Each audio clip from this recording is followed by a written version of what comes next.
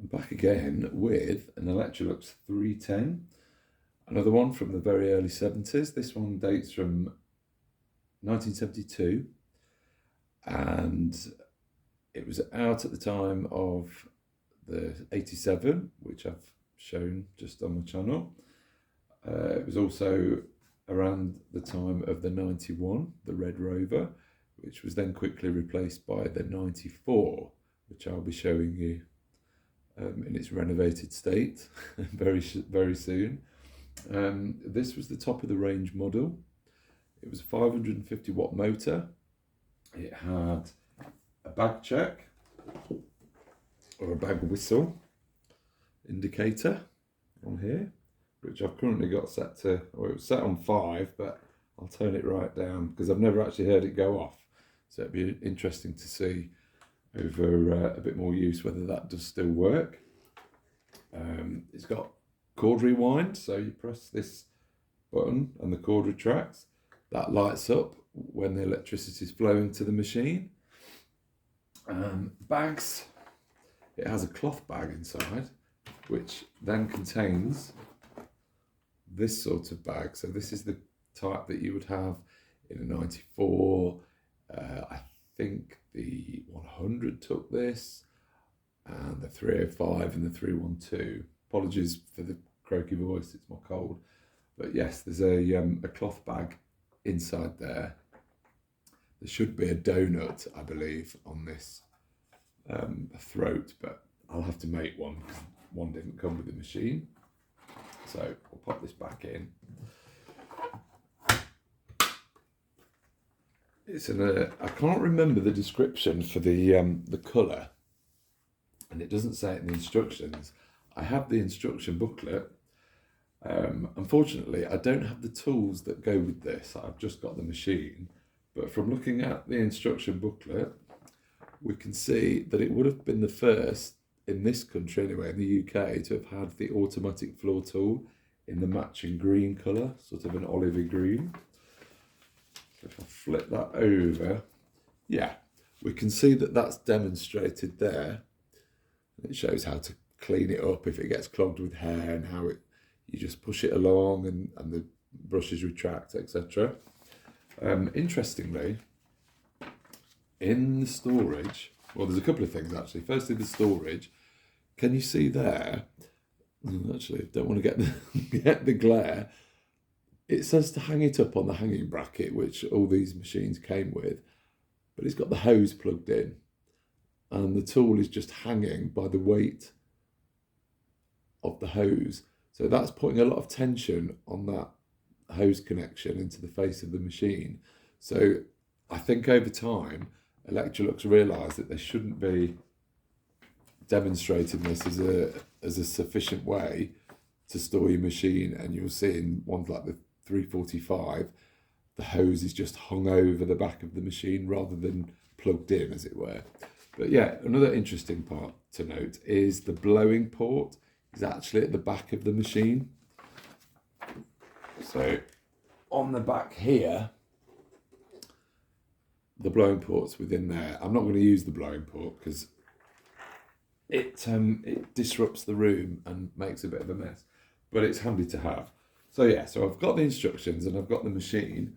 Now, it would have had matching green crevice tool, butterfly tool and radiator brush. Well, I've got the basic white ones, so I would use these with it. I never really use the radiator brush with my 345 or 330, so I wouldn't bother with this. Hose-wise, I think at the last time I showed this, I used one from an early 302, which is airtight, it's chunkier, and it's got a clip on the hose handle to put the butterfly tool. Now, because we've seen in the instructions that this would have had the automatic floor tool,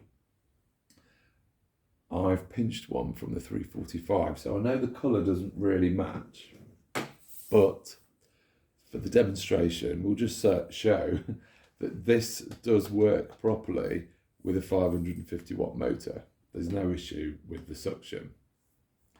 I'm led to believe from looking at online pictures of brochures from when this machine was very initially launched in, I think, 1970, it would have come with the earlier style of floor tool. So it was the two-way one, where it had a raised bit of plastic in the middle, like the thread picker, and the floor would be in carpet mode. You'd press the middle for the brushes to come down, and then when you'd finish with that, you'd click on the side of the tool and the brushes would retract. So that would have been the very first iteration of this, but generally it came with one of these, but in a matching colour. So, without me wittering on too much to save my voice, the reason I'm demoing this now, and it's not been fully polished and I could still clean it up a bit better, this vinyl is very difficult to clean. This old style motor, the 4-sprung motor, has been cleaned this weekend by the excellent Dave. Thank you very much, Dave. It's wonderful. When I first demoed this machine a few months ago, it was very noisy. And everyone said to me, 310 is one of the quietest machines. Why is it so noisy? Well, the fans were so dirty. They were caked in filth. So now they've been cleaned and the bearings have been greased, this sounds fantastic. So we'll give her a quick run around just so you can hear how quiet the motor is. You can see that the automatic floor tool works fine, and it has a nice quiet wind down. So let's get set up. So the light has come on because the electricity is getting to the machine. So on we go.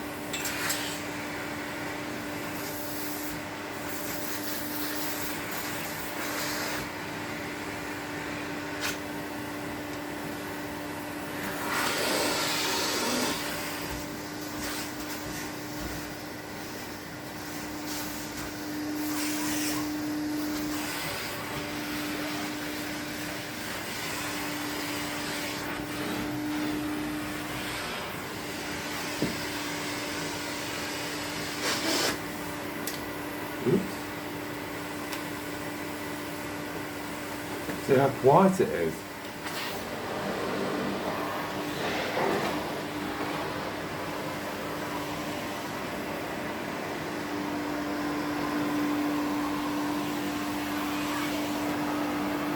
Let's bring you over here.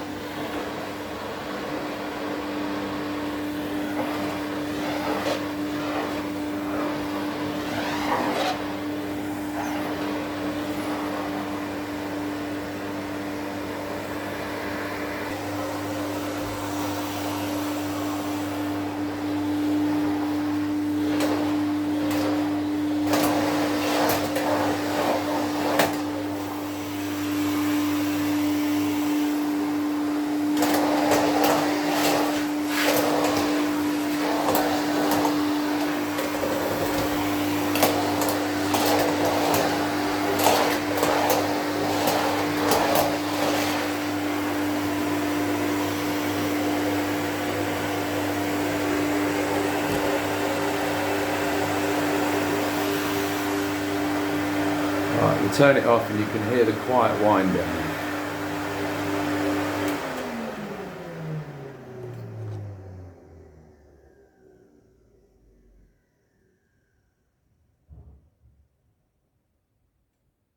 That is lovely. Compared to how it was before, where I was a bit disappointed because I didn't expect it to be so noisy, but this is just, it's beautiful. So the next job for me is going to be cleaning up the vinyl a bit better. You probably can't see because the light's rapidly fading this afternoon, but on here there's quite a few marks, some scratches and things, so a good clean, a bit more of a polish, ideally with the drill pad, and we will get this beauty looking shiny and ship shape again. It's not in too bad condition now, to be honest, but yeah, she sounds lovely, she does a good job, and again, it's nice to have this early 70s beauty in my collection.